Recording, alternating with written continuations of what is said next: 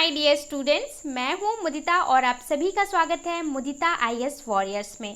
Class 10th की worksheet number 38 आज हम सॉल्व करने वाले हैं और ये वर्कशीट 30 सितंबर 2020 की है जो आपको करना है। तो देखिए आज आपको क्या पढ़ना है। आज आपको पढ़ना है कार्बन और उसके यौगिक। जो हमारा चैप्टर है कार्बन और उसके यौगिक, उसमें हम आज कार्बन के अपरूप के बारे में देखेंगे और उसके बाद सारे वर्कशीट के क्वेश्चन भी सॉल्व करेंगे। तो कार्बन के अपरूप क्या होते हैं? किसी एक तत्व के विभिन्न रूप होते हैं जिनके भौतिक गुणधर्म अत्यंत भिन्न होते हैं जबकि उनके रासायनिक गुणधर्म एक समान होते हैं। तो अपरूप का मतलब क्या होता है कि देखिए बेटा, दो वस्तुएं हैं, ये वस्तु ए है, ये वस्तु बी है और दोनों ही अगर कार्बन से बनी हो, तो हम इसे क्या बोलेंगे कि ये कार्बन के अपरूप हैं। तो ये कह रहे हैं कि जो कार्बन के अपरूप होते हैं उनके भौतिक गुणधर्म अत्यंत भिन्न होते हैं, यानी जो उनके भौतिक गुण होते हैं वो तो बहुत अलग होते हैं, लेकिन जब हम उनके रासायनिक गुण देखेंगे तो वो बिल्कुल समान होंगे, एक जैसे होंगे। ठीक है, अब यहाँ पे आपको दिखाया गया है अंतर के आधार पर दो हमने लिए हैं। क्या लिए हैं? दो अपरूप लिए हैं कार्बन के, एक है ग्रेफाइट, दूसरा है हीरा। जो हमारा ग्रेफाइट होता है ये भी कार्बन से बना होता है और जो हमारा हीरा है ये भी कार्बन से बना होता है, लेकिन दोनों के गुणों को आप देखेंगे तो बहुत ही अलग होते हैं। आप बोलेंगे कि मैम हमने ग्रेफाइट नहीं देखा, तो मैं आपको बता दूं आप सबने ग्रेफाइट देखा है और आप सबने हीरा भी देखा होगा। हीरे की तो ज्वेलरी होती है, देखा होगा। ठीक है, और ग्रेफाइट तो जो आपकी पेंसिल होती है, पेंसिल की जो नोक होती है वो बनी होती है ग्रेफाइट से। उसके अंदर जो रॉड पड़ी होती है जिससे आप लिख पाते हो वो बना होता है ग्रेफाइट से। ठीक है, अब हम देखते हैं कि इसमें क्या अंतर होता है। सबसे पहले बताया है, एक एक करके इस टेबल में डिस्कस करेंगे कि इनमें क्या अंतर होता है। सबसे पहले आबंधन ग्रेफाइट में कैसा होता है और हीरा में कैसा होता है। संरचना, सबसे पहले बात करते हैं संरचना की।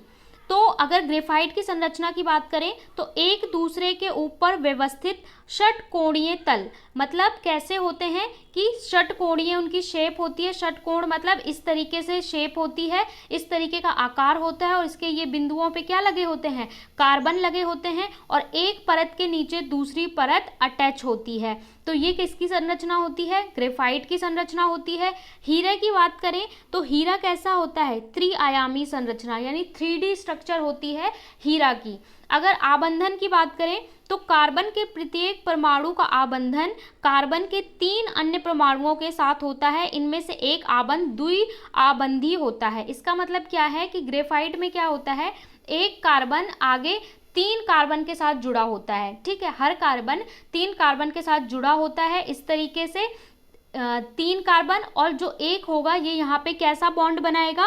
ये द्विआबंधी बॉन्ड बनाएगा। द्विआबंधी का मतलब क्या होता है? आपको पता है कि जब कार्बन और कार्बन के बीच में इलेक्ट्रॉन को जब ये लोग शेयर करते हैं तो क्या होता है, एक इस तरीके से हम क्या बनाते हैं, इस तरीके से हम आबंधन दिखाते हैं जब ये एक इलेक्ट्रॉन की शेयरिंग करते हैं। जब ये 2 इलेक्ट्रॉन की शेयरिंग करते हैं तो हम कैसा दिखाते हैं? द्विआबंधी। तो वही कह रहे हैं कि यहाँ पे क्या होगा कि कार्बन 3 कार्बन के साथ जुड़ा होगा और एक कार्बन के साथ वो द्विआबंधी करेगा और बाकी 2 कार्बनों के साथ एक एक बनाएगा आबंधन। इसके बाद अगर हम हीरे की बात करें तो हीरे का अगर कैसा आबंधन होता है, कार्बन का प्रत्येक परमाणु कार्बन के 4 अन्य परमाणु के साथ आबंधित होता है जिससे यह ग्रिड संरचना बनाती है। तो ये क्या होता है, अगर हम हीरे की बात करें तो हीरा 4 कार्बन के साथ जुड़ा होता है। यहाँ पे भी इसके कार्बन लगा होगा, यहाँ पे भी और यहाँ पे भी। तो ये तो इसमें अंतर हो गया। आगे इनके कुछ अंतर देख लेते हैं। अगर हम रूप की बात करें तो चिकना, जो ग्रेफाइट होता है उसका रूप कैसा होता है? उसका रूप होता है चिकना और फिसलशील होता है। यानी कि अगर आप ग्रेफाइट को छू के देखें, आपने देखा होगा थोड़ा स्लिपरी सा होता है। ठीक है, और चिकना होता है, पेंसिल की रॉड देखी होगी आपने। और अगर हीरे की बात करें तो सर्वाधिक कठोर पदार्थ, हीरा सबसे ज़्यादा अगर हम बोलें तो वो कठोर होता है। आपको पता है हीरा जो होता है, हीरा को काटने के लिए भी जो मशीन बनाई जाती है उसमें भी हीरा ही लगाया जाता है क्योंकि वो इतना कठोर होता है। इसके बाद अगर हम बात करें कि चालकता में वो कैसा होगा, तो ये हमारा मुक्त इलेक्ट्रॉन के कारण सुचालक होता है, ग्रेफाइट हमारा सुचालक होता है, ठीक है, और आधातु होने के कारण होता है, लेकिन तब भी ये सुचालक होता है। और जो हमारा हीरा होता है ये कुचालक होता है। कुचालक का मतलब विद्युत धारा इसमें से प्रवाहित नहीं होगी और ग्रेफाइट में से विद्युत धारा प्रवाहित होगी। इसके बाद उपयोगिता की बात करें तो यहाँ इसका क्या होता है, पेंसिल लेड में इसका इस्तेमाल होता है ग्रेफाइट का। इसके अलावा स्नेहक में इस्तेमाल होता है। और अगर हम बात करें डायमंड की तो आपको पता है डायमंड किसके लिए होता है, डायमंड ज्वेलरी के लिए होता है। और साथ में डायमंड को काटने के उपकरण, यानी कि जो ऐसे उपकरण बनाए जाते हैं जिनसे डायमंड कटिंग और कटिंग का काम होता है, उसमें भी डायमंड को लगाया जाता है। इसके बाद आपको यहाँ पे संरचना दिखाई है, देखिए हीरे की संरचना इस तरीके से होती है, हर कार्बन 4 के साथ जुड़ा होता है। ये कार्बन है तो देखिए यहाँ पे जुड़ा है कार्बन कार्बन कार्बन, ठीक है। तो इस तरीके से संरचना होती है। हीरे की क्या होती है, अंगूठी होती है। इसके बाद ये ग्रेफाइट की संरचना दिखाई है, देखिए षटकोण की तरह से होता है और परत दर परत जुड़ा होता है, पेंसिल लिखने का काम आता है। इसके बाद यहाँ पे दिखाया हुआ है बकमिस्टू फुलरिन। फुलरिन क्या होता है, ये भी कार्बन का एक अपरूप है जिसको हम क्या बोलते हैं, C60 भी बोलते हैं। और ये भी कार्बन का एक अपरूप है। और इसका संरचना कैसी होती है, इसकी संरचना फुटबॉल की तरह होती है, स्फेयर होता है, जैसे बॉल होता है उसकी तरह होती है। और इसमें 60 कार्बन लगे हुए होते हैं। अब आगे देख लेते हैं थोड़ा सा और फुलरेंस के बारे में। सबसे पहले हम देखते हैं शुद्ध कार्बन को अत्यधिक उच्च दाब। अब आप ये देखिए कि डायमंड कैसे बनाया जाता है। तो जो शुद्ध कार्बन होता है, शुद्ध कार्बन को अत्यधिक उच्च दाब तथा अपचारित करके हीरा बनाया जाता है। मतलब हीरा क्या होता है, जो कार्बन का सबसे प्योर, सबसे शुद्ध फॉर्म होता है। जब आप उस पर दाब लगाते हो और तापमान लगाते हो, ज़्यादा टेम्परेचर देते हो, ज़्यादा प्रेशर देते हो, तब वो क्या होता है, तब हीरा बनाया जाता है। और यह जो हीरा बनता है इससे क्या होता है, इससे आकार में छोटे छोटे, लेकिन अन्यथा प्रकृति में हीरो को अमेदनीय होते हैं। यानी जो हमें प्राकृतिक रूप से हीरे मिलते हैं वो आकार में बड़े होते हैं, लेकिन जो हम ज्वेलरी के लिए बनाते हैं और जब इनको हम तोड़ के प्रेशर लगा के अच्छे से बनाते हैं तो वो कैसे होते हैं, छोटे होते हैं। जो प्राकृतिक रूप से मिलते हैं वो बड़े होते हैं। अब फुलरीन की बात करते हैं। फुलरीन भी कार्बन का एक यौगिक है। तो फुलरीन कार्बन अपरूप का अन्य वर्ग है, या फिर आप कार्बन का एक अपरूप कह सकते हैं। सबसे पहले C60 की पहचान की गई, जिसमें कार्बन की परमाणु फुटबॉल के रूप में व्यवस्थित होते हैं। यानी कि सबसे पहले जब इसकी खोज की गई तो इसमें C60, यानी C60 का मतलब है कि 60 कार्बन जुड़े हुए होते हैं। इसकी खोज की गई। चूंकि यह अमेरिका आर्किटेक्चर बकमिस्टर फुलरिन द्वारा डिज़ाइन किया गया था, जिसकी वजह से इसको हम क्या बोलते हैं, इसलिए इसका नाम फुलरिन दिया गया, क्योंकि इनका ये आर्किटेक्चर का नाम है बकमिस्टर फुलरिन। तो इनने डिज़ाइन दिया था, इसलिए इनको, इस प्रोडक्ट को क्या कहा जाता है, इसको कहा जाता है फुलरिन। अब हम देखते हैं कार्बन की सर्वोत्मुखी प्रकृति। अब जो कार्बन है, कार्बन के इतने यौगिक क्यों पाए जाते हैं, जबकि हमने देखा था कि जो कार्बन है वातावरण में तो इतना नहीं पाया जाता, लेकिन कार्बन के यौगिक बहुत सारे पाए जाते हैं। हम भी कार्बन के बने हुए हैं, जो भी वस्तुएं हैं सब कहीं ना कहीं कार्बन की बनी हुई हैं। तो कार्बन के आखिर इतने यौगिक क्यों पाए जाते हैं, तो उसके बारे में बताया जा रहा है कि कार्बन के सर्वतोमुखी प्रकृति क्यों है। तो यहाँ पे बोला जा रहा है सहयोजी बंध की प्रकृति के कारण कार्बन में बड़ी संख्या में यौगिक बनाने की क्षमता है। क्योंकि कार्बन कैसा बॉन्ड बनाता है, सहसंयोजी करता है। यानी कि भाई आप भी एक इलेक्ट्रॉन ले लीजिए, हम भी, दोनों शेयर कर लेते हैं, सहसंयोजन कर लेते हैं, ठीक है। ऐसा नहीं है कि आप हमको दे दें और हम आपको दे दें। तो इसकी वजह से जो ये बॉन्ड बनाता है, जो ये आबंधन बनाता है, वो कैसा होता है, सहसंयोजी होता है, जिसके कारण ये बहुत सारे यौगिक बना पाता है। और इसकी कुछ विशेष गुण है, वो क्या है, एक तो है श्रृंखलन, ठीक है। श्रृंखलन का मतलब क्या होता है कि जो कार्बन है, कार्बन में कार्बन के साथ अन्य परमाणुओं के साथ आबंध की अद्वितीय क्षमता होती है, जिसे बड़ी संख्या में अणु बनाते हैं। यानी कार्बन क्या है, कार्बन के साथ ही जोड़ के कार्बन की जितनी लंबी आप चाहें उतनी लंबी चेन बना सकते हैं। यानी एक कार्बन, उसके साथ दूसरा कार्बन, इस तरीके से आप चाहें तो 1000 तक की श्रृंखला बना सकते हैं। इसलिए जो कार्बन है, इसी प्रॉपर्टी को, इसी गुण को क्या बोलते हैं, श्रृंखलन।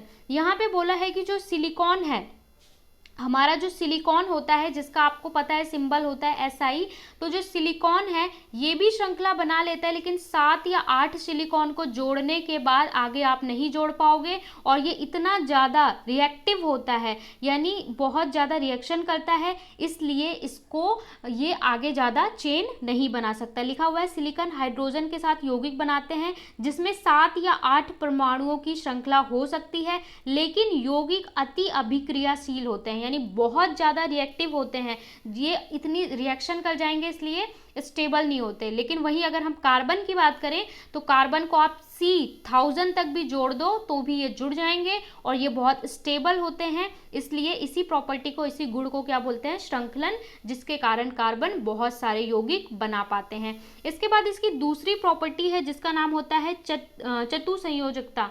चतुसंयोजकता का मतलब क्या है कि आपको पता है कि जो कार्बन का आउटर मोस्ट शेल होता है, इसके आखिरी सेल में कितने होते हैं, 4 इलेक्ट्रॉन, ठीक है, तो ये 4 के साथ आबंधन कर सकता है, ठीक है, तो ये वही बता रहा है कि कार्बन के 4 संयोजी इलेक्ट्रॉन होते हैं, ठीक है, 4 संयोजी इलेक्ट्रॉन यानी 4 के साथ ये शेयरिंग कर सकता है। इसमें कार्बन के 4 अन्य परमाणुओं ऑक्सीजन, हाइड्रोजन, नाइट्रोजन इत्यादि के साथ आबंधन की क्षमता है। तो कार्बन क्या कर सकता है, इनमें से किसी के साथ भी, हाइड्रोजन के साथ, नाइट्रोजन के साथ, ऑक्सीजन के साथ, किसी के साथ भी जुड़ सकता है। तो इस प्रॉपर्टी को, इस गुण को क्या बोलते हैं, चतुसंयोजकता बोलते हैं।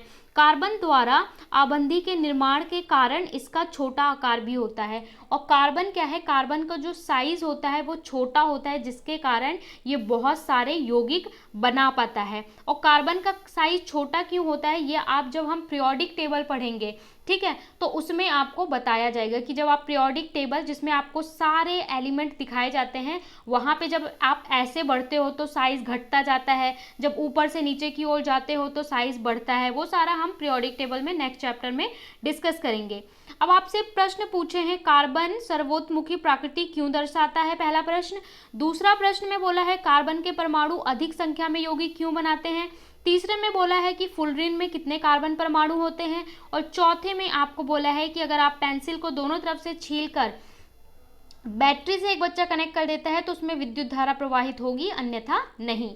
चलिए आंसर देख लेते हैं। सबसे पहले बोला है कार्बन सर्वोत्मुखी प्रकृति क्यों दर्शाता है, तो आपको लिखना है कार्बन सर्वोत्मुखी प्रकृति अपने विशेष गुणों के कारण दर्शाता है, जो इस प्रकार हैं। इसके क्या गुण होते हैं, एक तो श्रृंखलन, दूसरा चतुसंयोजकता।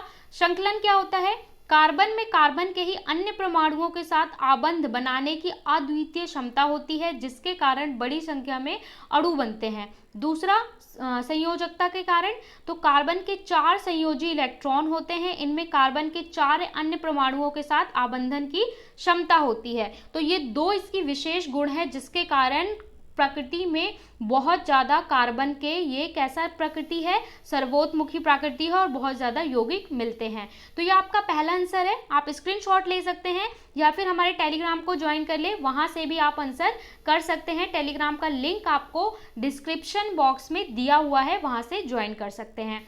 प्रश्न 2 में बोला है कार्बन के परमाणु अधिक मात्रा में यौगिक क्यों बनाते हैं, तो कार्बन में 4 संयोजकता होती है, इसलिए इसमें कार्बन के 4 अन्य परमाणुओं या कुछ अन्य संयोजक तत्वों के परमाणुओं के साथ बंधन बनाने की क्षमता होती है, जैसे oxygen, hydrogen, nitrogen, sulphur, chlorine तथा अनेक अन्य तत्व के साथ कार्बन के यौगिक बनते हैं। इससे ऐसी विशेष गुण वाले यौगिक बनते हैं। तो ये आपका आंसर नंबर 2 हो गया।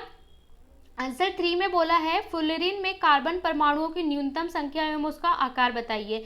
न्यूनतम संख्या फुलरिन में कितनी होती है, तो फुलरिन में कार्बन परमाणुओं की न्यूनतम संख्या 60 होती है, जिसे C60 के रूप में दर्शाया जाता है, और इसमें कार्बन के परमाणु फुटबॉल के रूप में व्यवस्थित होते हैं। फुटबॉल कह लो या स्फीयर कह लो, ठीक है, इस तरीके से व्यवस्थित होते हैं। तो आंसर नंबर 2, आंसर नंबर 3 हो गया। चलते हैं नेक्स्ट क्वेश्चन पे। क्वेश्चन 4 में बोला है एक बच्चा दोनों ओर से पेंसिल छीलकर बैटरी के दोनों टर्मिनल में जोड़ देता है, क्या परिपथ में विद्युत धारा प्रवाहित होगी, कारण बताइए। देखिए आपकी जो पेंसिल है, पेंसिल की ये नोक है, आपको पता है, ठीक है, ये नोक है। अब छोटा बच्चा है, उसने पेंसिल दोनों तरफ से छील दी, या कोई बच्चा है एक्सपेरिमेंट करना चाहता है, दोनों तरफ से छील के यहाँ पे तार लगा दी और यहाँ पे लगा दिया बैटरी, ठीक है, यहाँ पे लगा दिया स्विच। अब ये पूछ रहे हैं कि ये बन गया एक सर्किट, तो जब ये सर्किट बन गया तो क्या इसमें से विद्युत धारा प्रवाहित होगी? आप सोच के बताइए।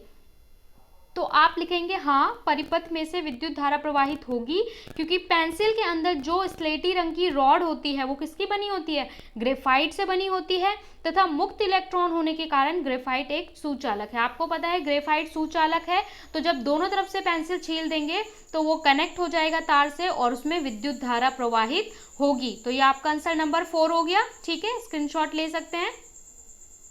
सो गाइज, यहाँ पे हमने वर्कशीट 38 हिंदी मीडियम में भी सॉल्व कर ली है। बहुत सारे बच्चों की रिक्वेस्ट आ रही थी कि मैम हिंदी मीडियम में भी वर्कशीट प्रोवाइड करा दो, तो साइंस की वर्कशीट पहली बार हिंदी मीडियम में आपको दी जा रही है। इंग्लिश मीडियम में तो ऑलरेडी दी जाती है, तो अगर आप चाहते हैं कि आपको फिर आगे भी हिंदी मीडियम में प्रोवाइड कराई जाए तो आप ज़्यादा से ज़्यादा शेयर करें, लाइक करें और चैनल को सब्सक्राइब कर लें, जिससे सारे सब्जेक्ट की वीडियो आपको एक दिन पहले ऑन टाइम प्रोवाइड हो जाए।